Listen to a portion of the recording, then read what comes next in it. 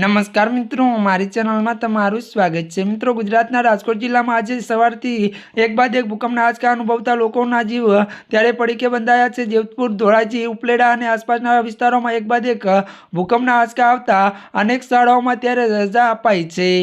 Institute of સેમોલોજી રિસર્ચના data अनुसार शुक्रवार સવારથી જ એક બાદ એક 11 વખત ભૂકંપના આંચકા આવ્યા। સૌથી મોટો આંચકો સવારે 6:19 વાગે અનુભવાયો હતો, જેની તીવ્રતા રિક્ટર સ્કેલ પર 3.8 નોંધાઈ છે। તે પછી પણ આશરે 1 કલાક સુધી સતત ભૂકંપના આંચકા અનુભવાયા હતા।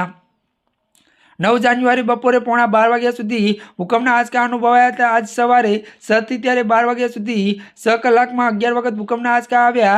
ભૂકંપનું કેન્દ્રબિંદુ ઉપલેટાથી ત્યારે 27 થી 30 કિલોમીટર उत्तर पूर्व दिशाમાં નોંધાયું છે। ત્યારે કેન્દ્રબિંદુ જમીનમાં 6.1 થી 13.6 અંદર હોવાનું અનુમાન છે। ગઈકાલે રાત્રે 8:43 વાગે પણ 3.3 ની તીવ્રતાનો ભૂકંપનો આંચકો આવ્યો હતો। જો કે સદનસીબે કોઈ જાનહાનિના અહેવાલ નથી। તંત્રએ લોકોને અફવાથી બચવા સલાહ આપી છે। ત્યારે મિત્રો આજના માટે બસ આટલું જ। અમારી ચેનલમાં નવા હોય તો અમારી ચેનલને મિત્રો તમે લાઇક, શેર અને સબસ્ક્રાઇબ કરી દેજો। ધન્યવાદ।